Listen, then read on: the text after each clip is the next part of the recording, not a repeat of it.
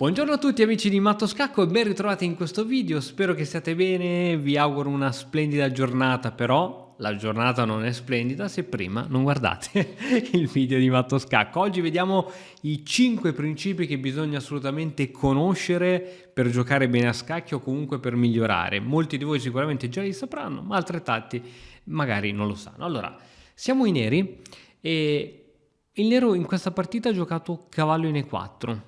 Questa è una mossa che non va bene, che va contro un principio molto semplice che è ogni mossa che facciamo deve avere un senso. Ora, qualcuno può dire, beh, il senso ce l'ha, porto un pezzo in avanti, lo porto in attacco, sì, ma cosa succede se per esempio il bianco gioca una mossa di questo tipo? Dobbiamo ritornare a casa e lo aiutiamo anche a rinforzare il centro, no? Quindi non è una mossa ovvia, questa è una mossa di qualcuno che gioca senza un piano, cioè iniziamo a portare i pezzi in attacco, però non c'è un piano. Qui sarebbe stato magari più ragionevole una spinta come 6 per liberare l'alfiere e poi iniziare ad arroccare, no? Quindi non cercare mai di... cioè, quando fai un qualsiasi movimento di pezzo deve essere sempre assolutamente ragionato e deve esserci dietro un piccolo ragionamento, un piccolo piano, un micropiano. Micropiano è spingo qui, sposto l'alfiere dove voglio e arrocco. Questo è un micropiano, banale, semplice, ma è un piano, ok? Se hai difficoltà a creare dei piani di gioco, che poi è ciò che fa la partita di scacchi, no? Tutto il meglio gioco è tutto nella creazione di piani, allora ti invito a consultare il corso Piano Vincente che trovi nella Matto Scacco Academy. Detto ciò, andiamo al secondo punto. Questa posizione deriva direttamente da una mia partita, giocata tra l'altro questo weekend. Sono riuscito a guadagnare parecchio spazio sull'ala di re, ho compresso abbastanza il mio avversario, che però adesso minaccia di arrivare in D3. Ho spostato l'alfiere affinché il punto D3 sia per 2 volte controllato, quindi ho detto, ma il mio avversario non può venire qui col cavallo, no? Giusto? Dico bene? Eppure il mio avversario arriva comunque qui col cavallo. Che cosa faccio? Catturo subito senza neanche pensarci questo cavallo e poi ero lì per prendere la regina e catturare, poi ho detto, alt, fermati.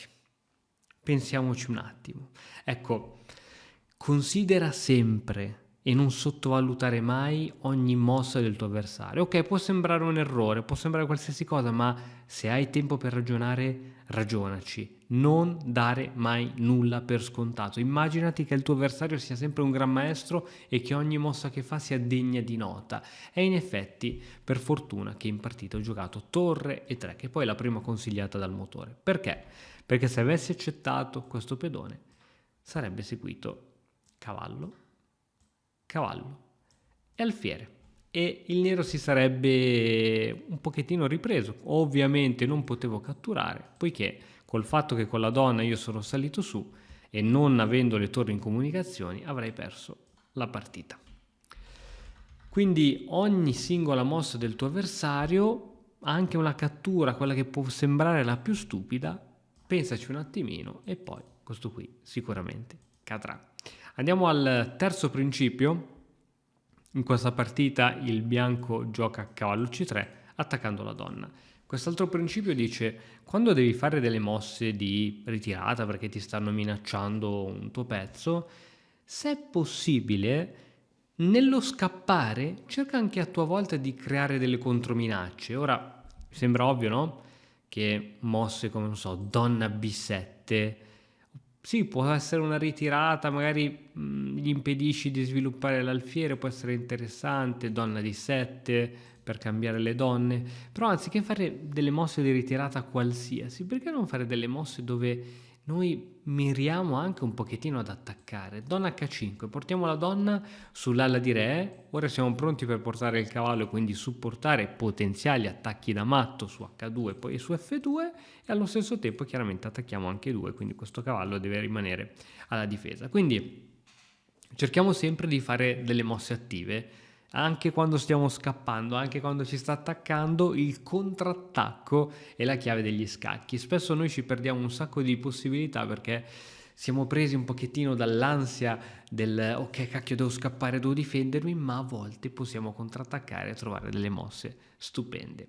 Andiamo al quarto principio, siamo in questa posizione, mossa al bianco, ovviamente il nero ha appena spostato la torre e vuole catturare la torre in C1 del bianco. Noi sappiamo che le torri stanno bene sulle colonne aperte e la colonna C è assolutamente una colonna aperta, dato che è una colonna dove non ci sono pedoni né nostri né avversari.